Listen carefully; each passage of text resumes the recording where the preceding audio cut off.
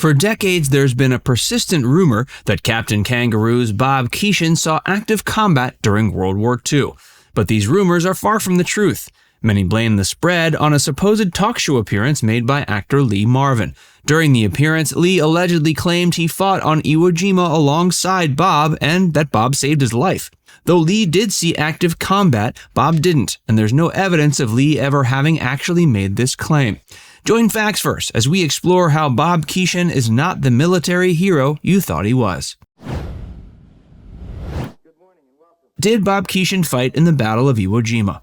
Over the course of Hollywood history, there have been many strange and unfounded rumors spread about notable celebrities. One such false story that has been spread for decades is the tale that Bob Keeshan and Lee Marvin saw active combat together during World War II. Specifically, the tale goes that the two fought together on Iwo Jima and Bob saved Lee's life. There's some truth to the rumor that Bob and Lee fought together during the war. Though Lee Marvin certainly saw active combat during World War II, Bob didn't. But Bob did enlist during the latter period of the war. Keeshan may have enlisted, but he never saw combat. Comparatively, Lee Marvin saw plenty of combat during the war and legitimately won a Purple Heart for his service. That led to the actor being buried amongst war heroes at Arlington National Cemetery. It's undeniable that Lee was somewhat of a war hero, but what remains inexplicable is how Bob Keeshan became tied to his legacy. Marvin was a regular on Johnny Carson's Tonight Show, making a total of 7 appearances on the program. The rumors of Lee and Bob serving in the military together allegedly stemmed from one of these 7 appearances. The story goes that Lee told a tale during one appearance where he alleged that not only did he see combat alongside Bob Keeshan on Iwo Jima, but that the Captain Kangaroo actor saved his life. Where did the rumor come from? If Lee did legitimately tell this story on an episode of The Tonight Show, there's no evidence of it. However, many have a hard time buying the story of Lee telling what would have been such a flagrant lie. Regardless of whether he told it or not, the fact of the matter stands that Bob did not see active combat in World War II. Not only that, Lee Marvin was never on Iwo Jima. Though he was a war hero in his own right, he was never on the island of Iwo Jima and never saw combat there. The battle that earned Lee his Purple Heart was the Battle of Saipan.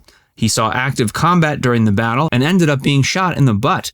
The actor was a little embarrassed about the incident, as he felt bad about having to have his fellow soldiers carry him around. According to the actor himself, he felt he wasn't quite worthy of winning the Purple Heart. Marvin served in the U.S. Marines. Towards the end of the war, Bob Keeshan also signed up for the Marines, but it was too late for him to see combat. Soon after he enlisted, the war ended, and it was after World War II that he began to make a name for himself on TV. This video is brought to you by Established Titles. Have you ever been interested in being a lord or a lady? With Established Titles, now you can become one. For real. You could officially change your name to Lord or Lady and get it on your credit card, plane tickets, etc. You can even get it on your dating profiles. You can purchase title packs that give you at least 1 square foot of dedicated land on a private estate in Edelston, Scotland. With the purchase, you'll receive an official certificate with a crest. Your certificate features a unique plot number with which you can see the exact location of your land. Established Titles told me that the first 200 people purchasing a title pack using my link will effectively be next to my plot within a few minutes of walking. Depending on how many of you want to become a lord or a lady, we can build our little Facts First kingdom. They plant a tree with every order and work with global charities, One Tree Planted and Trees for the Future, to support global reforestation efforts. It makes an amazing last-minute gift. Established Titles is actually running an early Black Friday sale, plus if you use the code FV10, you get an additional 10% off. Go to establishedtitles.com/FV10 to get your gifts now and help support the channel. How Bob Keeshan became a TV star. After World War II ended, the first TV shows started popping up. One of the first to make it on the air was Howdy Doody. This also was the show that gave Bob Keeshan his big break. It came on the air in 1947, and Bob played the character of Clarabelle the Clown starting in 1948. Bob never got along with the star of Howdy Doody, but he was popular enough with the TV audience that he continued to work in the industry even after his time on the program ended. He resigned from Howdy Doody in 1952 and then got a gig playing a clown on another program in '53 called Time for Fun. It was during those days that he got the idea for his own show. He came up with a program called Tinker's Workshop, where he played the titular character of Tinker. The program wasn't all that dissimilar from Bob's later and more popular creation, Captain Kangaroo. In fact, it led directly to the creation of Captain Kangaroo. When Tinker's Workshop wasn't the hit Bob wanted it to be, he retooled the concept and turned it into Captain Kangaroo. That premiered on CBS in 1955 and became an immediate hit with the kids. The success of Captain Kangaroo led to Bob getting his own cartoon around a decade later, but that stuck around only for a year.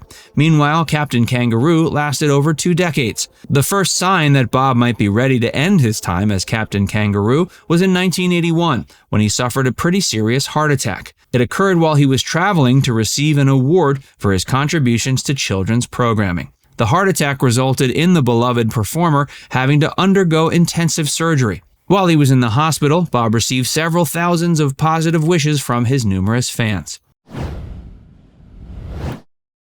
Bob Keeshan hated video game violence.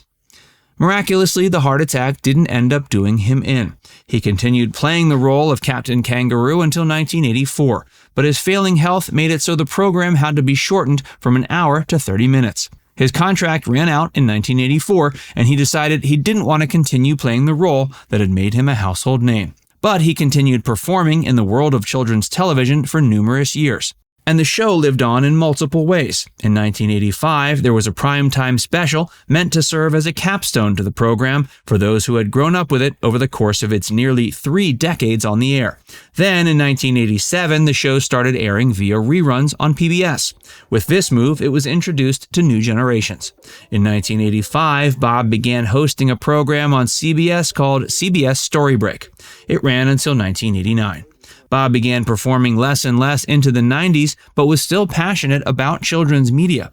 He became an activist against violence in video games. In fact, he contributed personal testimony during the hearings that led to the creation of the video game rating system. Bob may not have seen active combat in the military, but his activism in the world of children's media proved he was a warrior when he wanted to be. He's also spoken out against the abundance of children's cartoons based on toy lines during the 80s. According to Bob, shows like Transformers and He-Man did nothing but teach children how to buy toys. Of course, this is ironic, coming from a man who created a character on Captain Kangaroo by the name of Mr. Schwinn Dealer because he had a business partnership with the bicycle company. In 1996, Bob made a cameo appearance in John Landis's cult classic family film The Stupids, based upon the classic children's book of the same name. Less than a decade later, he passed away. He was 76 when he passed away in January of 2004. He was married once during his life, and his wife had passed away the same year Bob made his cameo appearance in The Stupids. He was survived by 3 children and buried in New York. Oddly enough, he isn't the only late children's entertainer consistently rumored to have seen active combat in the military. There's also a long-standing rumor that Mr. Rogers was a ruthless killer during the Vietnam War. Now it's time to hear from you. Did you know there was a legend that Lee Marvin and Bob Keeshan fought alongside each other during the Battle of Iwo Jima, and parts of the legend are true? Let us know in the comments section below.